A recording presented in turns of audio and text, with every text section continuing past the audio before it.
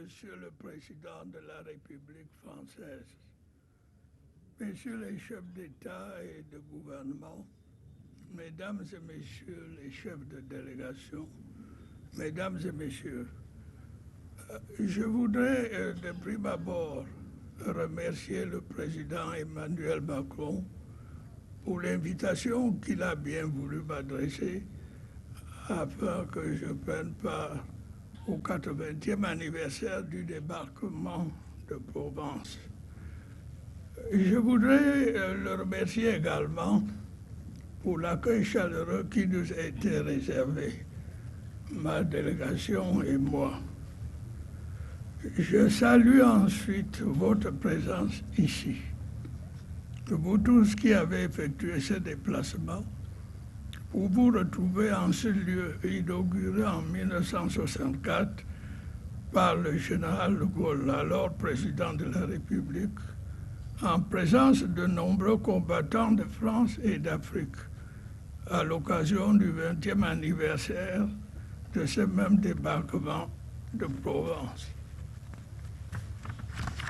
La nécropole nationale de Boulouris est un endroit chargé d'histoire, un lieu du souvenir, un lieu de douleur, un lieu de recueillement qui nous parle et nous interpelle sur l'avenir du monde. De nombreux soldats ont ici à Saint-Raphaël, comme sur les autres terres de Provence, comme en Normandie et comme ailleurs en Europe, donné leur vie pour combattre l'occupation, pour sauver la liberté, en formant une formidable chaîne de solidarité. Aujourd'hui encore, nous sommes là pour nous souvenir de leur vaillance, pour convoquer le souvenir d'une guerre du passé pour la liberté et rendre à ces héros un hommage appuyé. Messieurs les chefs d'État et de gouvernement, Mesdames et Messieurs, les milliers d'hommes qui, sous la direction du général de Lattre de Tassigny, ont combattu avec bravoure, étaient pour un grand nombre originaires de tout l'empire colonial français, qui venaient entre autres de l'Afrique subsaharienne. C'est dire que la contribution de l'Afrique a été significative pour rompre les chaînes de l'occupation allemande.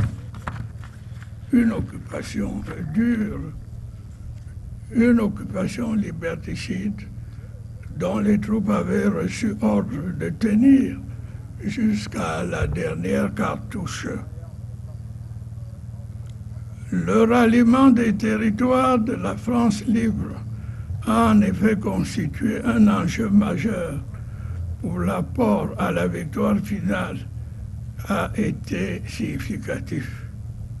C'est entre autres dans le but de lever les troupes en Afrique, alors considérées comme base potentielle d'une reconquête de l'Europe, que le colonel Leclerc est missionné au Cameroun.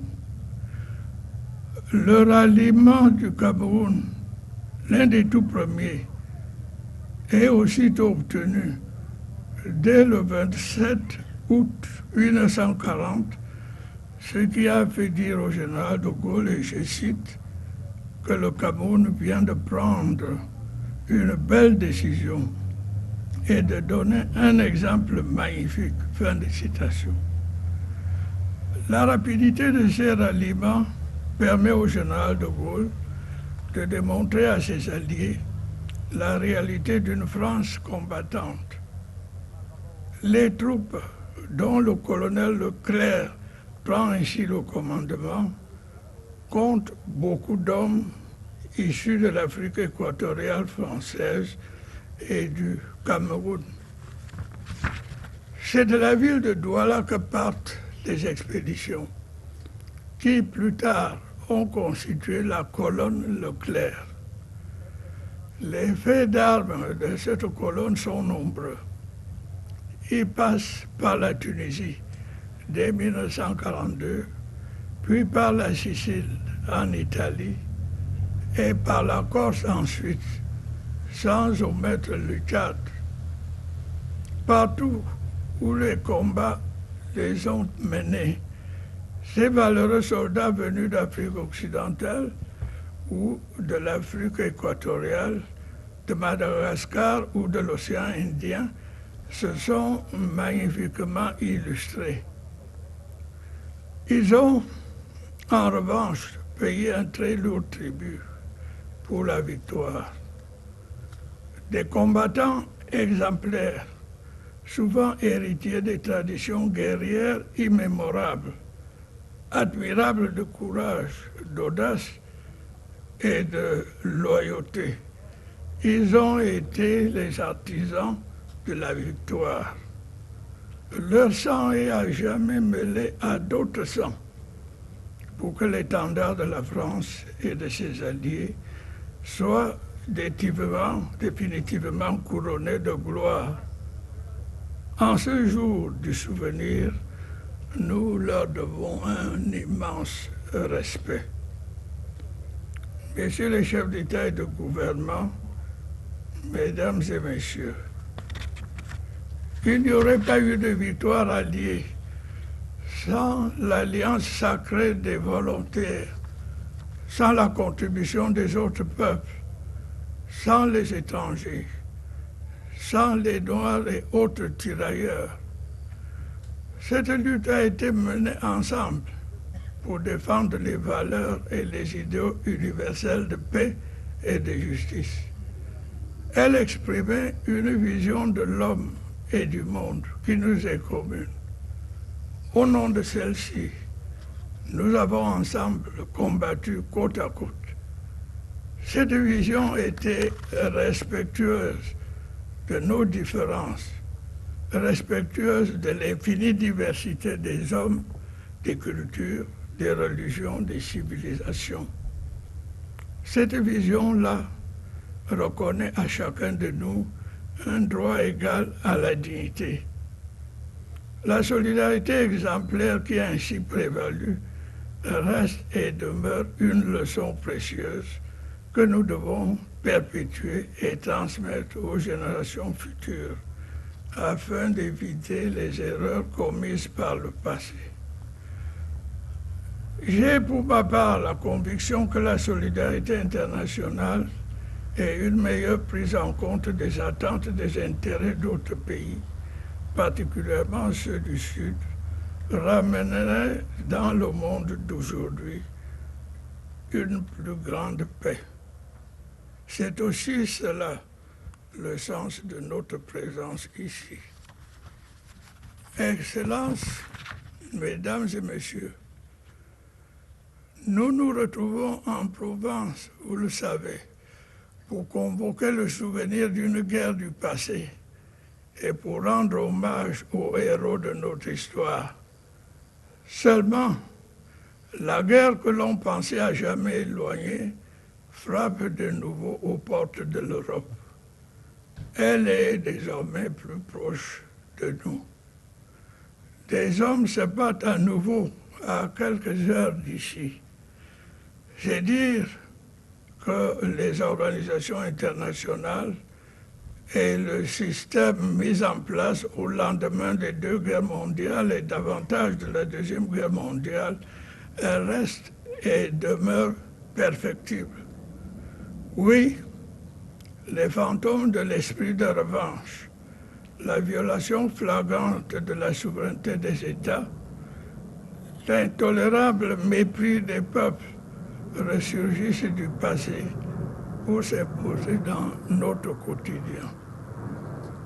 Le droit international diversement interprété, l'instrumentalisation des droits de l'homme, l'oubli ou le défi des autres guerres, la volonté permanente de dominer, d'exploiter, de construire un monde à son unique avantage, sont entre autres les ombres qui nous guettent aujourd'hui et dont notre présence ici devrait révéler la lueur.